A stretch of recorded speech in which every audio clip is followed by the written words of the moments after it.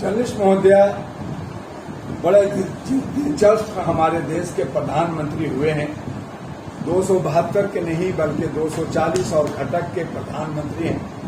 कब नैया डूब जाएगी ये कहना मुश्किल है, और इसीलिए जो नैया डुबाने वाले लोग हैं नीतीश कुमार और रेड्डी, उनको जो है उस पे भर भर के नाव पे माल डाल रहे हैं, पैसा डाल रहे हैं, खूब पैसे दे रहे हैं और बहुत सारे राज विरोध भी कर रहे हैं। तो उस हालत में जहां पे हमारे मोदी जी 400 पार करके संविधान बदलने वाले थे, कानून बदलने वाले थे, वो तो उनकी मंशा पूरी नहीं हुई। अब वो लेके चल रहे हैं 1947 तक, जो खुद उनको पता नहीं है कि वो जिंदा रहेंगे भी या नहीं। जब आज वो 75 साल के हो गए हैं तो 1947 जो है 2047 तक, जो ये बीच में 24 और 47 के बीच का जो ये फर्क है 30 साल का, वो 30 साल वो जिंदा और रहेंगे। यानी कि 100 साल से ऊपर मोदी जी ने मान लिया है कि मैं 100 साल से ज्यादा जीऊंगा और हट कर पुष्ट रहूंगा और मैं सबको पटकता रहूंगा, मैं शेर रहूंगा और सबको दबोचता रहूंगा।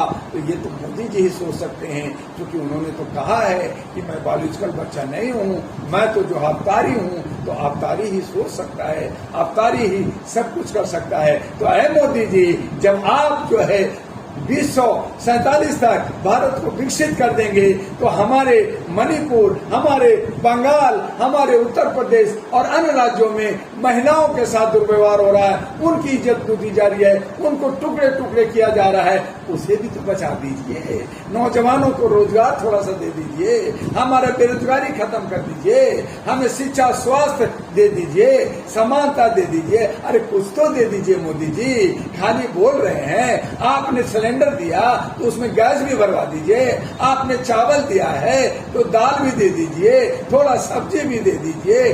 सब तो महंगाई हो गई है, तो आप क्या क्या देंगे, आप कितना देंगे, आपके पास कितना झोला में माल है, हमें दिखा तो दीजिए, हमें बता तो दीजिए। आप खाली बोलते जा रहे हैं, दे कुछ नहीं रहे हैं। तो ये बतौलाबाजी होता जा रहा है। आप 15 लाख कहा था, अरे 1 ही लाख दे दीजिए, हम उसी में संतुष्ट हो जाएंगे। हम बीमार होते हैं, आप ही बीमार करते हैं, आप ही कोरोना फैलाते हैं, और फिर थाली जैसे बजा करके, ताली और थाली बजा के खत्म कर देते हैं। ऐसे ही सब कुछ खत्म कर दीजिए, हम शांति से रहें, अमन से रहें, और अमन और शांति का विशाल भारत का आप जो है महाराजाधिराज मोदी जी बने रहिए।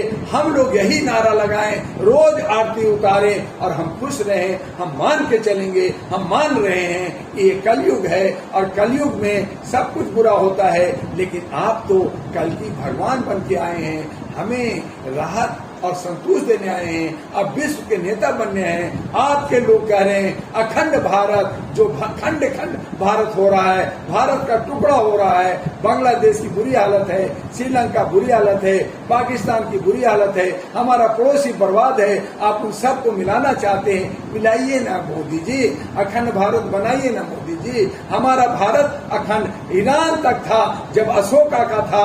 आप the great Ashoka, the great Modi ji बनिए। आपका रुपया में, सिक्का में, हम में, तुम में, खलक हम में मोदी जी का फोटो लगेगा, और हमारे आने वाले जो जनरेशन है, जो भविष्य है, वो आपको याद करेगा। आपका इतिहास अमर होगा मोदी जी। आप जल्दी कीजिए। आपके बहुत सारे सहयोगी, आपके जो है योगी, आपके जो है अमित शाह, आपके अन्य सहयोगी हैं जो ये सपना देख रहे हैं, ये सपना पूरा कर दीजिए। देश हमारा खुश होगा, आपका ऋणी होगा। धन हो मोदी जी, हम भी कहेंगे, लेकिन आपकी कथनी करने का फर्क है, आपके विचारों में फर्क है, आपके काम करने के स्टाइल में हमें शक है, और इसीलिए हम आपका विरोध करते हैं। आपका नहीं बल्कि आपके पार्टी का विरोध करते हैं। उन लोगों का विरोध करते हैं जो है अंधभक्त हैं, जो गलत सोच रखते हैं, जो ये विश्वास करते हैं कि ये होगा और वो होगा, लेकिन होता नहीं है। बाद में पछताना होता है, बाद में हमें धोखा मिलता है। तो उसे बचाइए ना मोदी जी। तो आपको लगता है कि 47 तक अभी इंतजार नहीं कर सकते आप? तो थोड़ा सा तो इंतजार करिए। 47 तक जर्नलिस्ट महोदय 47 करोड़ लोग जो है भगवान के प्यारे हो जाएंगे। आप हमारे पैसे, हमारे बुजुर्गों का पैसा, पेंशन तो देते नहीं है। ईपीएस वाले लड़ रहे हैं कि मेरा पैसा दो, मेरा 2000 कर दो, वो तो दे ही नहीं रहे। हम विश्वास करें, हम ऊपर में जाके विश्वास करें। हम जब यहाँ से चले जाएंगे, राम नाम सत्य है, या कब्रिस्तान में चले जाएंगे, तब विश्वास करें। 47 की बात क्यों कह रहे हैं मोदी जी? तो आप इसीलिए तो आप हमें गरीब बनाना चाहते हैं, आप हमें मारना चाहते हैं, आप मुझे दुखी देखना चाहते हैं। तो ठीक है, आप ये कीजिए, लेकिन जो आएगा हमारे बच्चे, उनको हम लालन पालन नहीं कर सकते। हमारी आर्थिक स्थिति कमजोर कर रखा है, तो उनको आप क्या दोगे? क्या गारंटी है कि आप उनको दोगे भी या उनको भी लेके मरोगे? आप जिंदा रहोगे या नहीं रहोगे, ये गारंटी स्टैम्प भरते हैं क्या मोदी जी कि आप 100 साल से ऊपर जिंदा रहेंगे? क्या आपके लोग, क्या आपके जो तांत्रिक लोग, क्या आपके सलाहकार लोग, क्या आपके साधु बाबा ये स्टैम्प भर के भारत को देता है क्या कि मोदी जी 100-125 साल जिंदा रहेंगे? आप बार बार कह रहे हैं कि 100 साल 125 साल मोदी जी जिंदा नहीं। उन्होंने ये साफ शब्दों में कहा है कि राष्ट्र निर्माण करेगा वो बीजेपी, मैं रहूं या ना रहूं। आपको क्यों दिक्कत हो रही है? राष्ट्र निर्माण तो हो रहा है कि बरसात का मौसम आया तो अयोध्या में सड़कें धंस गई। अयोध्या के राम मंदिर के में टप टप पानी गिरने लगा। पार्लियामेंट में करोड़ों का बनाया, पार्लियामेंट में पानी टपक रही है।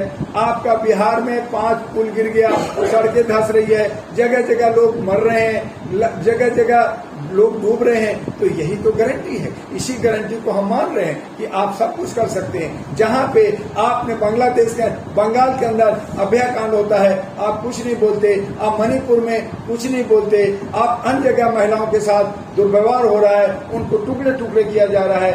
आप भारत के महिला बालिका की, जिनको कहते हैं लड़की को पढ़ाना है, लड़की को विकसित करना है, उन्हीं के साथ आप सारा व्यवहार हो रहा है। और आप कहते हैं कि मैं आप पे विश्वास करूं। किस मुंह से विश्वास करूं? किस नाम पे विश्वास करूं? आज हम गरीब लोग अगर हम 5,000 रुपया कहीं से ऋण चाहते हैं, कुछ शादी ब्याह के लिए, कुछ प्रोग्राम करने के लिए, कुछ त्योहार मनाने के लिए, तो बैंक कहती है सोना कितना है? सोना रख दो तो दूंगा। आपके पास प्रॉपर्टी है, रख दो तो दूंगा। तो हमारी विश्वास ही नहीं है, तो आप पे हम विश्वास कैसे करें?